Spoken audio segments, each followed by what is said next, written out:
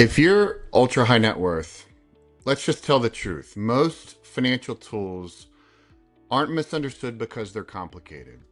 They're misunderstood because they're sold like products instead of engineered like strategy. And permanent life insurance is a perfect example. It gets flattened into rate talk, illustration talk, product comparisons. But at this level, we're not buying policies, we're building structure. Sophisticated families don't care about hype. They care about outcomes. They care about durability. They care about what holds them up when timing turns against them. So this video is not life insurance 101. This is a buyer's guide for people who already understand capital allocation, who want to evaluate permanent insurance the same way they'd evaluate any long duration strategic asset. So let's reset the frame. A permanent life insurance policy is a legal contract with two core components, a death benefit and a cash value. That's it. But at the ultra high net worth level, it shows up for one reason: liquidity control. Because here's the reality: most wealthy families are asset rich and timing poor. You may own a concentrated stock position you don't want to unwind, an operating company, illiquid real estate, private equity holdings, estate obligations that show up whether markets cooperate or not. And when that's your world, liquidity becomes strategic because you care about funding obligations without forced asset sales, preserving core holdings, maintaining continuity across generations, and avoiding liquidation at the wrong time. When you see permanent insurance as the strategic capital, not a product, the entire evaluation changes. So now you start asking, does this strengthen the architecture of my balance sheet? And here's where most people get it wrong. They start with product. Wrong move. You start with the problem. What is this policy's job?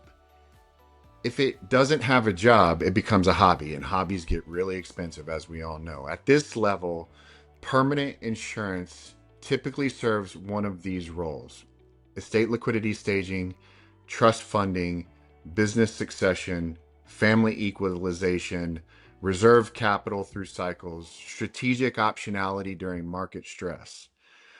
If you can't articulate the role in one sentence, you're probably not ready to buy it.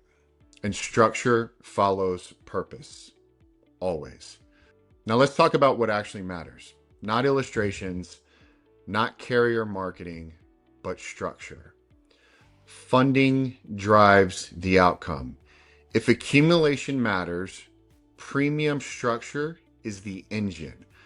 Early funding efficiency changes decades of compounding. But here's the real world test. Does the funding planning survive variability? Because business cycles change, liquidity events move, markets shift. If your policy collapses because funding deviates from the spreadsheet, it was never engineered properly to begin with. A strong design absorbs reality. Two, the death benefit must be aligned. Death benefit isn't bigger is better. Death benefit is purpose driven. It must align with estate projections, trust design, succession obligations, equalization planning. Overfunding death benefit inside an accumulation design creates additional drag that hinders performance. Underfunding it undermines the planning goal. So alignment here is everything. And then everyone loves the phrase tax advantage.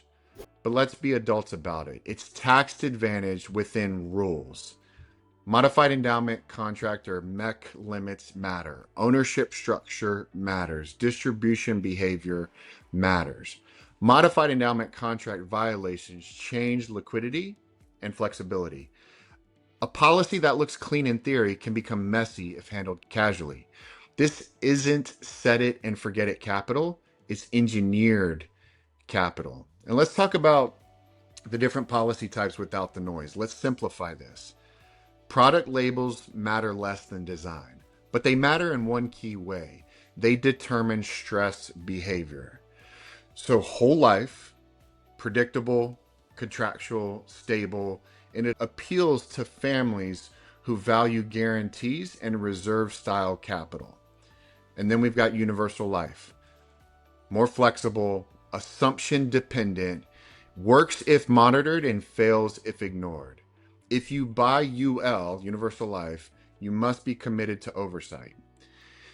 One step up, we have indexed UL. It's growth oriented with controlled downside. It can work very well when properly structured, but again, must be evaluated across full market cycles, not one illustration year.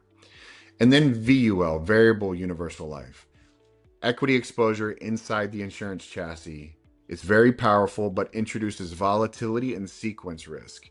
It requires disciplined allocation and real management. So at this level, product choice should align with temperament, time horizon, and oversight capacity. Now let's talk about carrier strength and underwriting strategy. And this part gets underweighted. You're entering a long duration relationship with a counterparty. Carrier strength matters. Claims paying ability matters. Pricing discipline matters. Evaluate carriers the same way you evaluate private debt exposure. Underwriting is not administrative. It changes economics. Better underwriting classes shift long-term performance materially. Timing matters. Documentation matters. Strategy matters. Treat underwriting like a lever, not paperwork. Now, cash value is only strategic if it's accessible cleanly. Wealthy families use policy liquidity for timing gaps, trust funding, market downturn flexibility, avoiding forced liquidations, and access typically comes via loans. Loan dynamics can change. Interest environments change. Crediting environments change. A design that looks neutral in one rate environment can behave very differently in another rate environment. So you must model what do those loan balances look like over time. You must model what the net cost spread is, the stress scenarios. And if the policy only works when untouched, that's not strategic capital. Ownership and structural coordination. Let's talk about that. Most mistakes at this level aren't product mistakes, they're structural mistakes. Ownership determines estate inclusion. Trust alignment determines tax efficiency. Business coordination determines continuity. Get ownership wrong, and you've built an expensive complication. Get it right, and insurance becomes an invisible infrastructure. For ultra high net worth families, this requires coordination with your estate counsel, your tax advisors, your business attorneys. Insurance does not operate in isolation. So, some questions you should ask before signing. If you're serious, ask better questions. Not, what's the illustrated return? Ask, what assumptions must remain true for this to work? What happens if performance underdelivers for the first 10 years? What if premiums pause for a specific window of time? What if I access the cash value liquidity early? What's the strategy for monitoring the plan? Who owns oversight responsibility? Stress behavior reveals structural quality. Best case projections mean nothing. Illustrations are tools. They are not promises. Use them for range testing. Model at the conservative end of the spectrum. Run stress test scenarios in lower crediting environments. Test it in a lower crediting environment. And you have to ask, where's the drag? How are internal costs structured? How do loans interact with crediting? Could additional premiums be required later on? You're not buying a number. You're buying resilience. And the bottom line here, permanent life insurance can be extraordinarily powerful for high net worth families when it's engineered with purpose, when it's aligned structurally, when it's monitored, and when it's treated like capital, not a product. Start with the role, then build structure around that role. Evaluate friction, evaluate access, evaluate ownership, evaluate resilience. The product label comes last. And if you want to stop buying policies and start building architecture, That's the shift. See you in the next video.